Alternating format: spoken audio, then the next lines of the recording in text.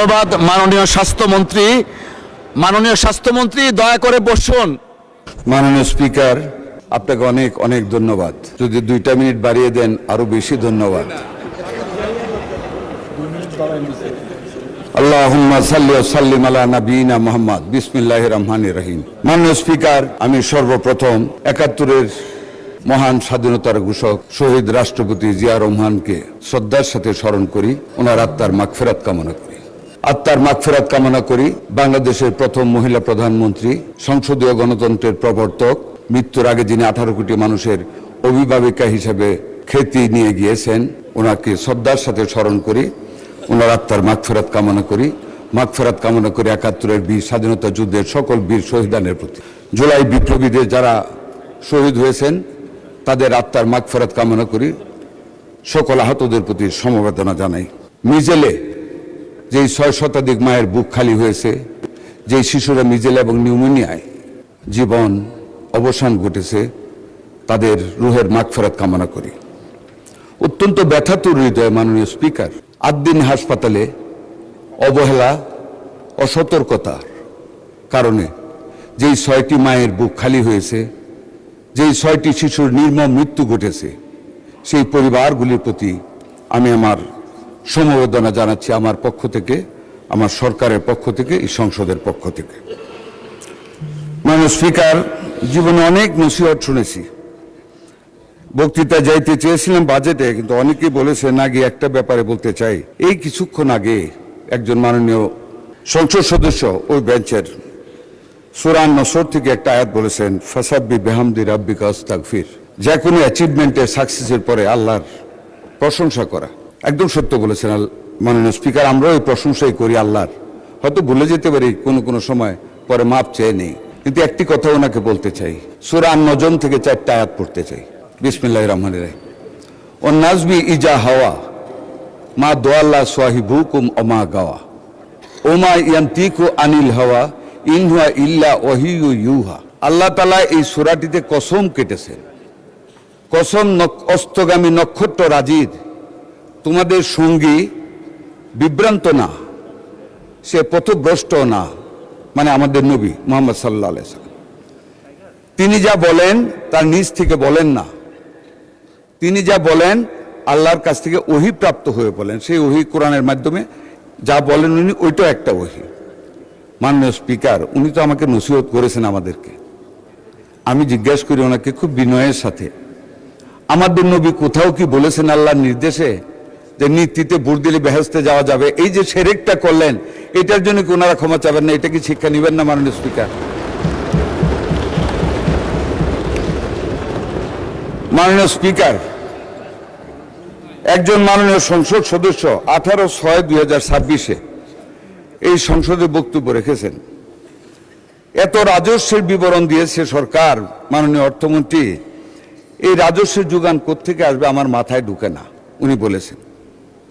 মাননীয় স্পিকার, উনার মাথায় তো এটা ঢুকবে না। এটা ঢুকতে হলে তো আমাদের মাননীয় প্রধানমন্ত্রী জনাব তারেক রহমানের মাথার কিছুটা অংশ ওখানে নিতে হবে, এটা তো সম্ভব না। এটাকে মাননীয় স্পিকার অনেক দিন ভাবতে হবে। আপনি তো অনেক সময় কবিতা বলেন, জানেন। কবিগুরু রবীন্দ্রনাথ ঠাকুর একটা গল্প লিখেছিলেন বর্ষা।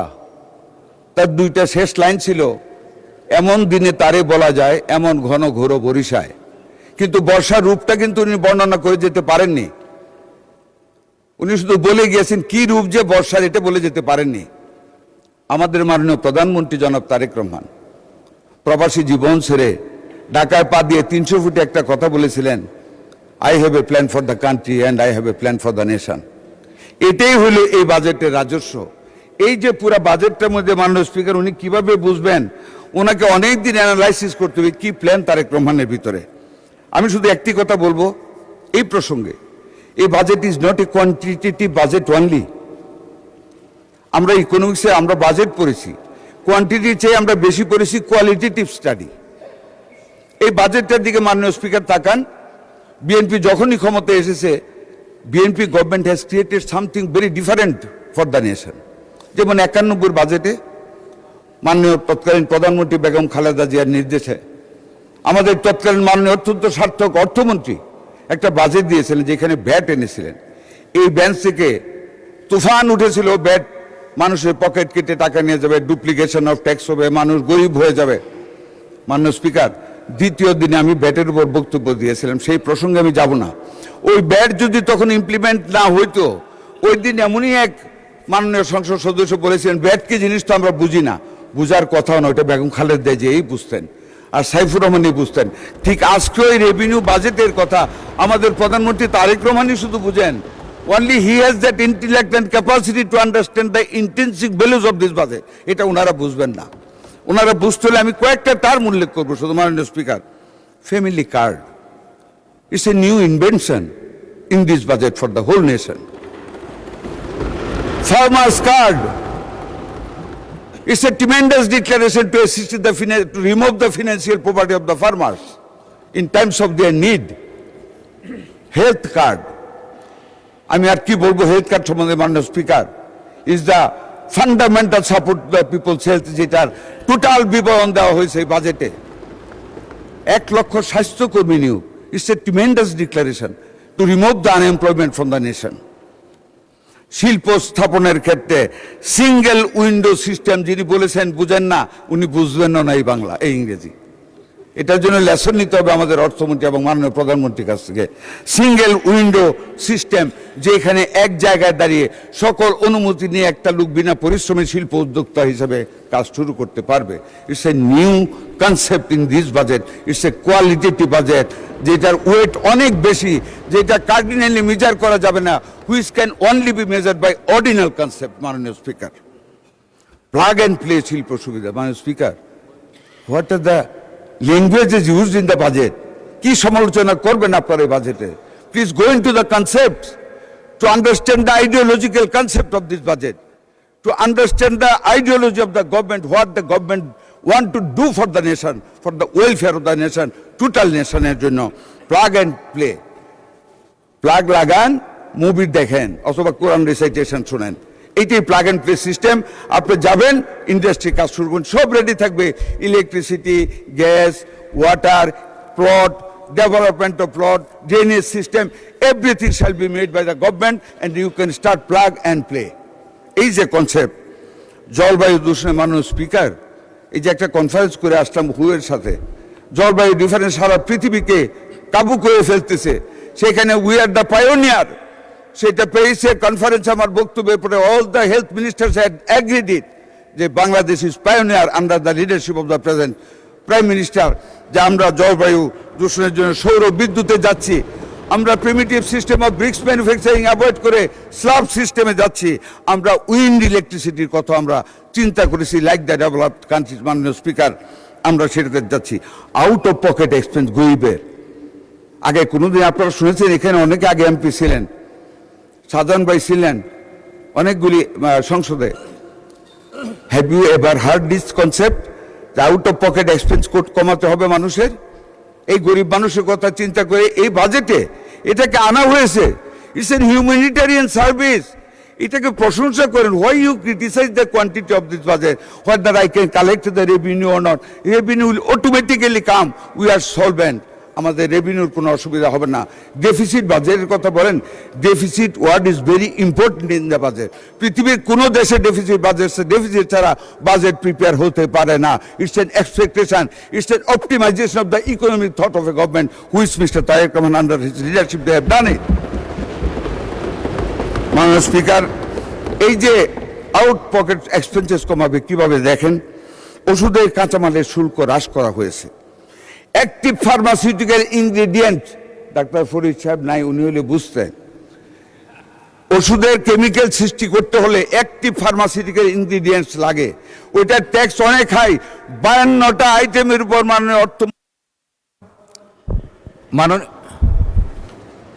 মাননীয় স্বাস্থ্যমন্ত্রী, আপনি স্বাস্থ্য মন্ত্রণালয় সম্পর্কিত বোধহয় কিছু কথা বাকি আছে। সবারই এটা হার্ট স্বাস্থ্য মন্ত্রণালয়, তাই এই জন্য 2টা মিনিট বেশি দেওয়া হলো মন্ত্রণালয় সম্পর্কে বলার জন্য। করুন, থ্যাংক ইউ। কাঁচামাল, ক্যান্সার, আইল্যান্স, কিডনি ডায়ালাইসিসের সকল অনেকগুলি খরচ এগুলি কমিয়ে দেওয়া হয়েছে স্বাস্থ্য কাজকে উন্নত করার জন্য। মাননীয় স্পিকার, আমি সকল সংসদ সদস্যদের বলতে চাই, কেন বুঝেন না অনেকে এই বাজেটটা সম্বন্ধে? একটা জিনিস দেখেন, prime minister, one child one tree, একটা সন্তান একটা গাছ। এই জলবায়ুর দূষণ থেকে মুক্ত করার লক্ষ্যে মাননীয় প্রধানমন্ত্রী ঘোষণা করেছেন প্রত্যেকটা প্রাইমারি স্কুলের প্রত্যেকটা শিশু তার আঙ্গিনায় বা উঠানে একটি চারা গাছ লাগিয়ে এটাকে ভবিষ্যৎ পরিবেশের জন্য উন্নত করবেন। মাননীয় স্পিকার, আপনি আমাকে অনুরোধ করেছেন স্বাস্থ্য খাতে। হ্যাঁ, আমি স্বাস্থ্য খাতে, মাননীয় স্পিকার, আমি ছিলাম না, অনেক মাননীয় সংসদ সদস্য আজ দিন নিয়ে কথা বলেছেন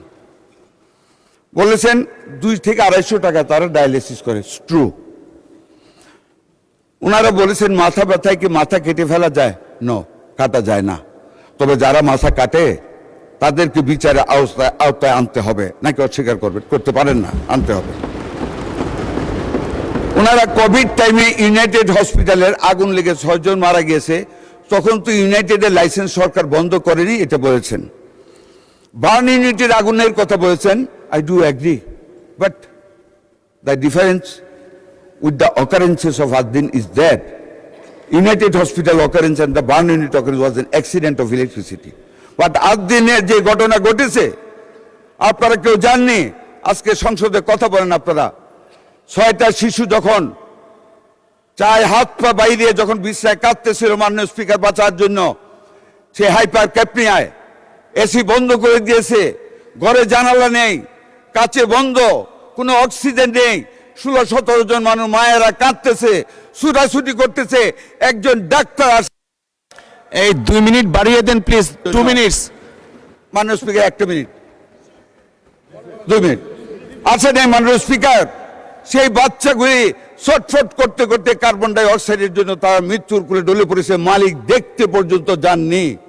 কিন্তু আজ দিন আমি গিয়েছি, পরের দিন আমি 2 জন ডাক্তারের সাথে কথা বলেছি, দে এগ্রিড যে এটা অবহেলার কারণে অক্সিজেনের অভাবে বাচ্চাগুলি মারা গিয়েছে। আমরা কি বসে থাকবো মাননীয় speaker? We want to bring all the hospitals under discipline. সবার আগে বাংলাদেশ, সবার আগে এই দেশের 18 কোটি মানুষ, সেই মানুষের স্বাস্থ্য, সেই মানুষের মূল্যবোধ আমাদের দেখতে হবে।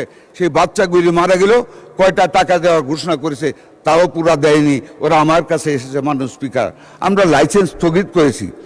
আপনারা প্রতিটা জিনিসকে কেন নিজেদের দলীয় আদর্শের সাথে একীভূত করেন? দলীয় আদর্শ দিয়ে দেশের বিরোধিতা করা যায় না, যা করেছেন 71 সনে। I am a freedom fighter, I must cry for my nation. আমি আমার মাননীয় প্রধানমন্ত্রী নিয়োজিত স্বাস্থ্যমন্ত্রী, I must look after the welfare of the health of my people. আমার বাচ্চাগুলি মরে যাবে বিনা চিকিৎসায়, that can't be. I went there, I heard the doctors, I met the mothers of that family. আমরা ডিসিপ্লিনের জন্য সেইখানে হসপিটালের পারমিশন নিয়েছে।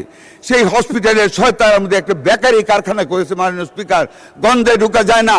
আর এমন বেকারি, এমন স্তূপ প্লাস্টিক বর্জ্যের, একটা আগুন লাগলে একটা রুগী, একটা অভিভাবক, একটা অ্যাটেন্ডেন্ট বাঁচতে পারবে না।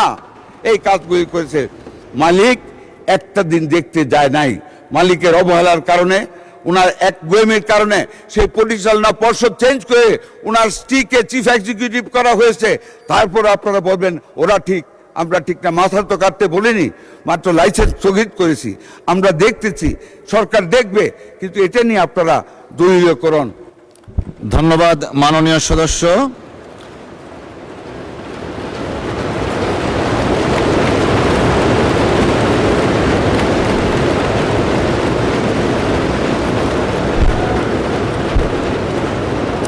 ধন্যবাদ মাননীয় স্বাস্থ্যমন্ত্রী। মাননীয় স্বাস্থ্যমন্ত্রী, দয়া করে বসুন।